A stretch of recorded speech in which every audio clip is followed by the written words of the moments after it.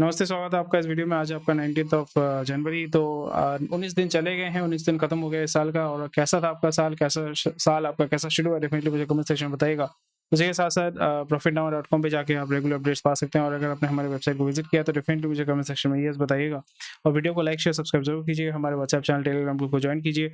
और अगर आपका कोई भी क्वेश्चन क्वेरी है या आपका जो मैं होमवर्क आपको मैं देता हूँ तो उसका आंसर डेफिनेटली कमेंट सेक्शन में दीजिएगा, ताकि बाकी लोग भी आपसे सीख सकें। चलिए मूव करते हैं।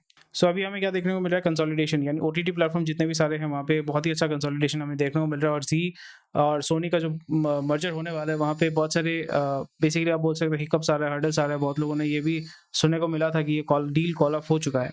और डील कॉल ऑफ होने के चांसेस बहुत ही स्लिम है, because may be they are waiting for it. और जो हॉटस्टार, डिज्नी हॉटस्टार और जी और बेसिकली जो रिलायंस का जो मर्जर है वो अगर हो जाता है उसके बाद I think they will be moving more towards it. Because यहाँ पे वही हो रहा है कि दोनों एक दूसरे को देख रहे हैं कि कौन आगे बढ़ेगा, कौन आगे बढ़ेगा। क्योंकि जैसे आपको पता है कि ओटीटी प्लेटफॉर्म या किसी भी इंडस्ट्री में जब वो इंडस्ट्री शुरू होता है तो वहाँ पे बहुत एक आपको हेडविंड आपका होता है, स्ट्रगल होता है। इंफ्रास्ट्रक्चर को तैयार करना पड़ता है, मार्केट करना पड़ता है, लोगों का जो है टेक्नोलॉजी एडॉप्शन का जो है वो एक इशू होता है। बट आस्ते-आस्ते जब टेक्नोलॉजी एडॉप्शन हो जाता है, जो टेक्नोलॉजी वो मैच्योर हो जाता है, फिर उसके बाद जो है कंसोलिडेशन होने के चांसेस हो जाते हैं, ज़्यादा हो जाते हैं when the market is full of competition. Market में हमने जैसे देखा है कि ओटीटी प्लेटफॉर्म में ओटीटी जितने भी सारे प्लेटफॉर्म्स है, सोनी हो गया, बड़े-बड़े जो प्लेटफॉर्म्स है सोनी, जी, जियो, नेटफ्लिक्स, हॉटस्टार, ये सारी कंपनी जो है दे आर ऑल स्ट्रगलिंग। क्योंकि जियो का अपना खुद का नेटवर्क है and Jio does not completely depend on the OTT platform for its own income. So content is not the main driver of the company. But यहाँ पे जैसे डिज्नी हॉटस्टार हो गया या आपके जो सोनी हो गया, जी हो गया, उनका जो कंटेंट है that is the main driver of the company and वहीं से वो जो है रेवेन्यू उठाते हैं। इस जगह पे हमें क्या देखने को मिला? They are all struggling because Netflix ने जो आपका निकाला था कि 799 आप दीजिए और फिर आपका मंथली आपका सब्सक्रिप्शन होगा, लोग नहीं लेते थे। फिर उन्होंने मोबाइल ओनली 199 रुपीज़ का शुरू किया, फिर भी लोग नहीं लेते। सो बॉटम लाइन ये है कि लोगों को चाहिए फोकट specially in terms of entertainment. यहाँ पे आपको इंडिया में ये चीज़ मैंने खुद पर्सनली चेक किया है, मैंने खुद देखा है, मैं खुद एक्सपीरियंस भी कर चुका हूँ कि जब भी लोगों को फ्री में आप देंगे, लोग भाग-भाग के आएँगे, कंज़्यूम करेंगे। बट जब भी कोई भी चीज़ आप फ्री में देते हैं तो उसका वैल्यू क्या होता है? उनके लिए आप मतलब उनके लिए आपका वैल्यू ज़ीरो ही होता है, because they are getting it for free. So free does not mean that you are useless, but people think that you don't hold any value। इसलिए कोई भी चीज़ आपको फ्री नहीं देना चाहिए, फ्री के बदले में कुछ ना कुछ आपको लेना चाहिए। जैसे मेरा वीडियो आप देखते हैं तो मैं तो ये वीडियो बनाता हूँ for my own good and also इसके माध्यम से, वीडियोज़ के माध्यम से मैं प्रमोट करता हूँ कि आप इस चैनल को लाइक कीजिए, शेयर कीजिए और इवेंचुअली हमारी वेबसाइट में जाके हमारे सब्सक्रिप्शन लीजिए।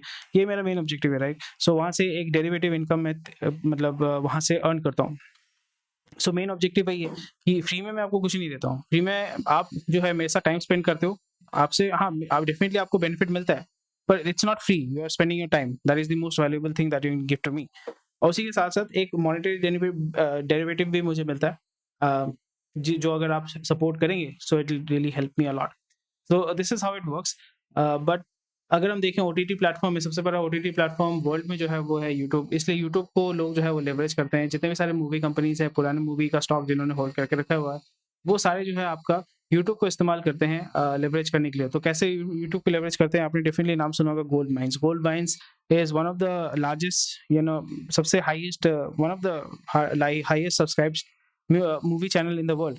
उसी जगह पे टी सीरीज़ ने भी जो है, आई थिंक टी सीरीज़ और प्यूडीपाई का जो चल रहा था, अभी टी सीरीज़ जो है that is the world's largest subscribe channel in the world. So इसका एक फ़ायदा तो होता ही है ना, एक तो डेरिवेटिव इनकम, आपको एड रेवेन्यू मिलता रहता है, उसी के साथ-साथ आपको ये मिलता है कि लोग आपके बारे में जानते हैं, अवेयरनेस होता है और फ्री ऑफ कॉस्ट आपका मार्केटिंग होता है, आपके प्रोडक्ट का मार्केटिंग होता है, लोग आपके बारे में, आपके ब्रांड के बारे में, आपके आपके जो प्रोडक्ट्स एंड सर्विसेज़ हैं उसके बारे में वो जानते हैं। फिर आखिर डेरिवेटिव एक इनकम डेफिनिटली आपका होता है। बट बॉटम लाइन ये है, आपको देखने को मिलेगा, इसलिए आपका प्राइम वीडियो, अमेज़न प्राइम, ये सारे जो हैं आपको छोटा-छोटा क्लिप आपका यूट्यूब में डालते हैं, फिर वहाँ से बोलते हैं कि आप आइए हमारी वेबसाइट में आइए, हमारे ऐप को इंस्टॉल कीजिए, फिर वहाँ से आप इस चीज़ को पूरा देख सकते हैं। So this is how it works and to a certain extent ये काम करता है, क्योंकि लोग जो है लोभी होते हैं और उनको जब आप लोभ दिखाओगे या उनको जब लत लग जाती है, नशा चढ़ जाता है, फिर वो कुछ भी कर लेंगे।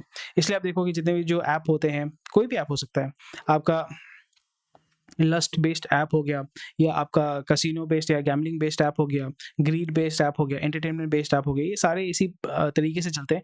और इवन एजुकेशन में भी ये चीज़ टू अ सर्टेन एक्सटेंट ये भी काम करता है। So this is how it works and यहाँ पे हमें ये देखने को मिल रहा है that they are holding off the merger. इससे फ़ायदा, नफ़ा नुकसान किसको होगा?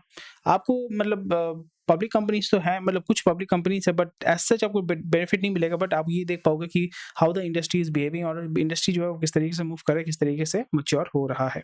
चलिए मूव करते हैं। क्लियर स्काईज इन साइट और consumers ready for their summer playlist. So again हमने लास्ट ईयर में क्या देखा था, लास्ट ईयर में हमने देखा था कि जितने भी सारे कंपनीज है, specially electronic companies, auto companies या पेंट कंपनीज, इनका बहुत अच्छे लेवल पे जो है कंजम्पशन शुरू हुआ था कोविड के बाद। एक्चुअली में कोविड 2020, 2021, 2022 के बाद जो मार्केट ओपन, मतलब मार्केट एक्चुअली में खुला था 2023 में, और आपने देखा कि बहुत अच्छे लेवल पे जो है कंजम्पशन हो रहा है। जिस बंदों ने, जिन कंपनियों ने आपका केपेक्स में इन्वेस्ट किया था 2 साल पहले, 3 साल पहले, वो आस्ते आस्ते उनका जो एक्सपेंशन प्रोसेस उन्होंने जिसके लिए एक्सपेंशन किया था या पैसा लगाया था, वो भी आस्ते आस्ते मोनेटाइज होना शुरू करेगा, ऑपरेशन होना शुरू करेगा।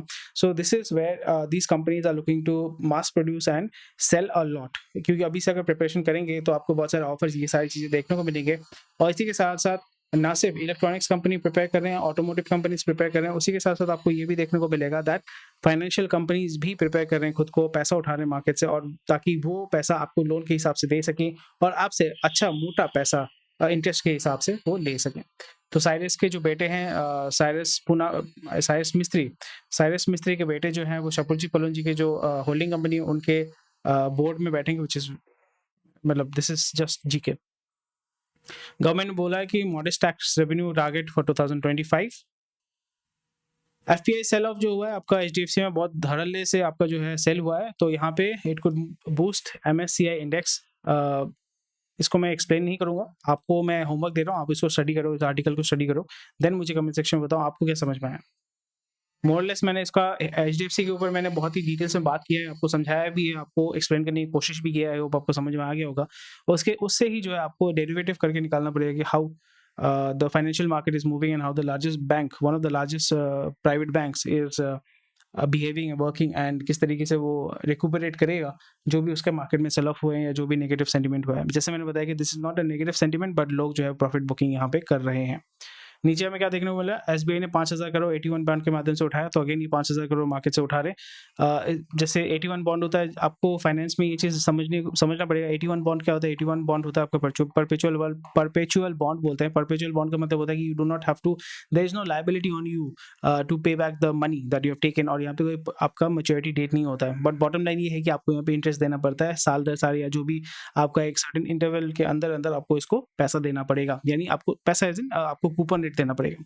सो 81 बॉन्ड क्यों करते हैं? 81 बॉन्ड जो लेने वाला देने वाला दोनों के लिए फायदेमंद होता है। जो देता है, यानी आपने 81 बॉन्ड में जो है पैसा डाला, क्यों डालते हैं? आपको एक रेगुलर इनकम चाहिए होता है, वहाँ पे आपको 7% 8% जो है परपेचुअल बॉन्ड जो है आपको मिलता रहेगा। लेटर ऑन डेफिनेटली देयर कभी कभी ऑप्शन दिया रहता है कि you can sell off the bond जो आपके पास है, you can sell it off to someone else. तो यहाँ पे जितने भी सारे प्राइवेट इक्विटी होते हैं या एचएनआई होते हैं, वो या क्वालिफाइड क्यूआईपी जिसको बोलते हैं, qualified institutional QIP, I forgot the qualified institutional placement if I am not wrong.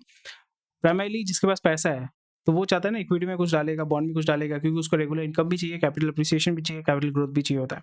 So again वहाँ पे रेगुलर इनकम के लिए बॉन्ड मार्केट में ये लोग पैसा डालते हैं, फिर यहाँ से जो है 7-8% 9% का जो भी आपका कूपन रेट होता है, दे अर्न इट। और ये पैसा फिर एसबीआई लेके क्या करेगा? आप ही को लोन बेचेगा। So again they have SBI, bank of Baroda, फिर आपका HDFC, they are accumulating huge amount of money from the market.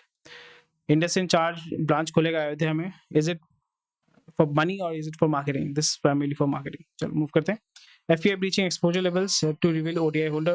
ODI का मतलब होता है Overseas Derivative Instrument Holder. Oracle Financial Services का आपका जो प्राइस है वो 27% ग्रोथ हुआ है. NSE is the world's largest derivative exchange. So for your GK knowledge, जितने भी बैंक्स है बहुत ही अच्छा मूवमेंट हमें देखने को मिला है। जितने भी बैंक्स है वहाँ पे बहुत ही तगड़े लेवल पे आपको देखने को मिलेगा कि लास्ट क्वार्टर में बम्पर सेल हुआ है, लास्ट क्वार्टर में या 2 क्वार्टर में बम्पर आपका प्रॉफिट हुआ है, बम्पर आपका कासा आपको नहीं बताएंगे, कासा रेशियो या कासा का जो है करंट अकाउंट सेविंग्स अकाउंट का जो ग्रोथ है वो आपको नहीं बताएंगे, पर ये बताएंगे कि भाई लोन जो है हमारा बहुत तगड़े लेवल पे जो है वो बिक रहा है और रिटेल लोन के माध्यम से बहुत अच्छा पैसा कमा रहे हैं। रिटेल लोन के माध्यम से हम बहुत अच्छा पैसा कमा रहे हैं। चलो मूव करते हैं आगे।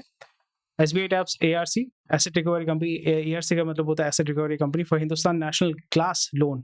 हिंदुस्तान नेशनल ग्लास लोन का एआरसी को वो बेच देंगे। नाइस। एनसीएलटी में क्यों नहीं जा रहा भाई? एनसीएलटी में जाना चाहिए। चलो देखते हैं।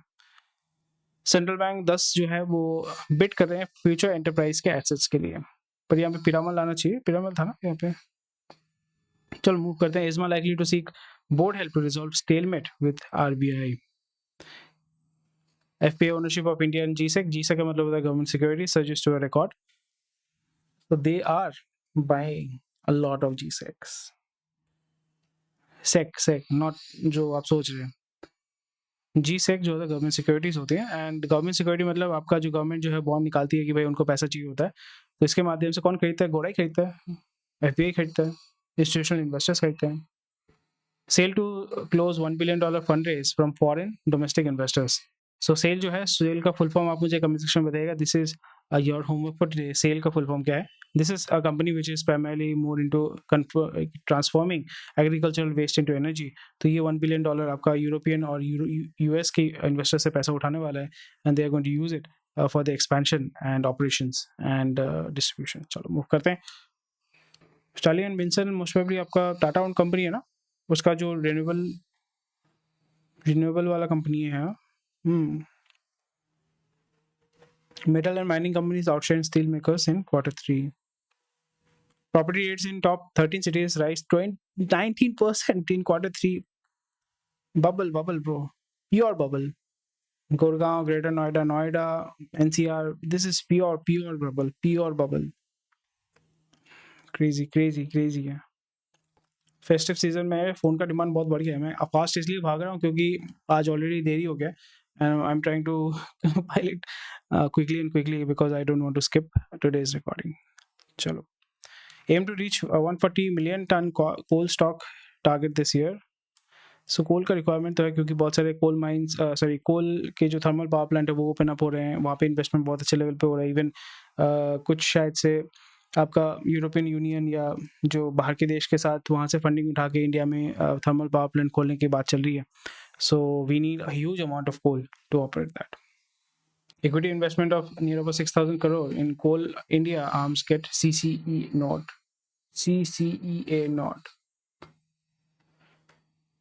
NHAI ना 150 arbitration cases में पड़ा हुआ है, तो सोचो कितने सारे प्रोजेक्ट जो है आपके अटके हुए हैं। This is what I love. This is a very good news. States in India are expected to see their revenues from alcohol rise to nearly 13%. तो यहाँ पे states in India are expected to see their revenues from alcohol to rise nearly 13.3% of their own tax collection from 11%. तो सोचो दारू से कितना, मतलब अगर आप बेवड़े हो, ठीक है, मतलब अगर आप इन दोनों में से एक हो तो बहुत ही अच्छा आप काम कर रहे हो। एक तो है कि आप दारू पीते हो, दूसरा है आप दारू कंपनी में इन्वेस्ट करते हो। दारू कंपनी में इन्वेस्ट करते हो तो आपको पैसा मिलता है, और अगर आप दारू पीते हो तो आप देश के भलाई के लिए, और ये जो दूसरा बंदा है जो इन्वेस्ट करता है उसके ग्रोथ के लिए आप एक बहुत ही अहम कड़ी हो। तो दोनों के लिए बहुत ही शुभकामनाएं। और ये आपको देखने को मिल रहा है कि अल्कोहल से कितना पैसा मिलता है। डेफिनेटली गवर्नमेंट सिगरेट का भी यहाँ पे करना चाहिए, बट यहाँ पे वो करेंगे नहीं। सिगरेट, बीड़ी, खैनी, गुटखा तो मिलता नहीं आजकल, पान मसाला ही बोलते हैं उसको, बट इससे कितना उसका रेवेन्यू आता है, क्योंकि गुटखा से, पान मसाला से भी बहुत अच्छा रेवेन्यू आता है, सिगरेट से भी बहुत अच्छा रेवेन्यू आता है, वो भी यहाँ पे मेंशन करना चाहिए। और उसी जगह पे अनदर कंपोनेंट, और 2 कंपोनेंट जो है वो गवर्नमेंट अगर लेके आती है that will be huge. Socially भी बहुत अच्छा एक कंट्रीब्यूटर होगा, उसी के साथ साथ आपका इकोनॉमिकली भी बहुत अच्छा कंट्रीब्यूशन होगा। 2 चीज़ें, एक है गांजा, दूसरा है आपका हार्ड ड्रग्स। जैसे कनाडा में आपका drugs to a certain, even US में भी जो है हार्ड ड्रग्स जो है, जैसे हेरोइन, कोकेन, मेथाम्फेटामिन, फेंटानिल नहीं है, fentanyl is very deadly, but मेथाम्फेटामिन something, I forgot the term. फिर कोकेन, हेरोइन, ये सारी चीज़ें जो है वो छोटे मात्रा में अगर आप पकड़े जाते हैं तो फिर वो बेलेबल होता है, it's not punishable. But bottom line ये है कि अगर आप उसको लीगलाइज करते हैं तो फिर आप उसको कंट्रोल कर पाएंगे। जब भी आप उसको लीगलाइज करेंगे वहाँ पे आप टैक्स उठा पाएंगे। इसलिए अमेरिका में, क्योंकि अमेरिका के चलते ही इंडिया में आपका जो है बैन किया था, बट कनाडा में लीगल है, आपका अमेरिका में बहुत सारे स्टेट्स में लीगल है, और लीगल जब भी आप करोगे ना तो वहाँ पे तो यहाँ पे जो स्मगलिंग होता था मेक्सिको या साउथ अमेरिका से, जो स्मगलिंग होता था गांजे का, वो बंद हो गया लिटरली। और अच्छे क्वालिटी का बहुत सारे बिजनेस, बिलियन बिलियन डॉलर के जो बिजनेसेस हैं वो ओपन अप हो चुके हैं कनाडा और यूएस में। So it's a billion dollar opportunity for India as well. तो इंडिया में क्योंकि सिगरेट का बहुत ही ज़्यादा सेवन होता है, बीड़ी का भी बहुत ज़्यादा सेवन होता है, तो अगर आप गांजे को लीगलाइज करते हो तो वहाँ पे एक टैक्स का बेनिफिट आपको मिलेगा, एंड लोग जो है कंज्यूम तो करेंगे, लीगली करें इलीगल करें दोनों करेंगे। जैसे बिहार और गुजरात में आपका दारू इलीगल है, तो दारू इलीगल का मतलब ये तो नहीं कि मिलता नहीं है, मिलता सब कुछ है, बट यहाँ पे एक चीज़ समझ में आपको आना चाहिए कि जो पैसा है जो गवर्नमेंट के खजाने में आना चाहिए था, वो पैसा अभी आपका माफिया या क्रिमिनल के हाथ में होता है, कि because who are doing the smuggling part. Smuggling तो होगा, स्मगलिंग बहुत ही ज़बरदस्त लेवल पे होगा, और वो पैसा आपका कहीं ना कहीं जो हमारे पॉलिटिकल इकोसिस्टम में डेफिनेटली वो कंट्रीब्यूट करता है, and that is what helps them fund their processes. But इसमें डिटेल्स में मैं नहीं जाना चाहता, आपको डेफिनेटली पता है, मिर्जापुर देखा होगा तो डेफिनेटली आप देखा होगा कि कालीन का बिजनेस, कालीन के साथ साथ क्या क्या बिजनेस होता है। सो दैट्स अबाउट इट। चलिए मूव करते हैं। आई होप आप अग्री करते हैं कि नहीं करते हैं, मुझे डेफिनेटली कमेंट सेक्शन में बताइएगा। And this is primarily for economic point of view, and also economy अगर ग्रो होगा तो फिर सब कुछ बेनिफिट होगा।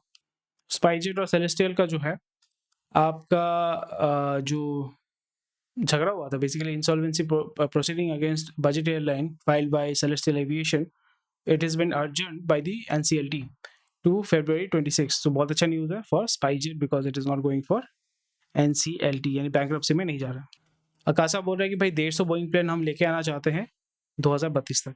इवानो और लोगोस जो है 1100 करोड़ लॉजिस्टिक्स पार्क में डालेंगे, वो है पुणे में। आईमैक्स ने भी आपका बहुत अच्छा $23 मिलियन का जो है प्रॉफिट कमाया है। Box office earnings in $23 million. Okay.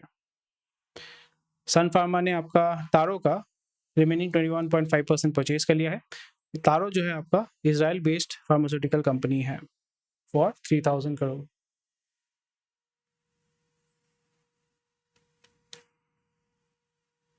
मैमी Poko pants जो है वो पैम्पर्स को ओवरटेक कर चुका है, is the top selling diaper brand in India.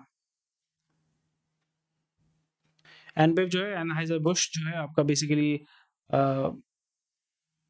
जो बियर बनाता है वो 400 करोड़ डालेगा कर्नाटका में। बेल्जियम बेस्ड कंपनी है, one of the largest beer maker in the world. Anheuser Busch का कौन सा बियर है मुझे कमेंट सेक्शन में बताइएगा, आपके लिए होमवर्क है। Flight traffic in India to reach 300 million by 2030। So that's about it for today. जल्दी खत्म हो गया, ज़्यादा न्यूज़ एक्चुअली है नहीं, अगर कवर होता तो मैं डेफिनेटली कवर करता आपके लिए, और थोड़ा सा जल्दी जल्दी मैं कवर कर गया। आशा करता हूँ आपको समझ में आया होगा, मज़ा आया होगा, और अपसेट नहीं हुए होंगे।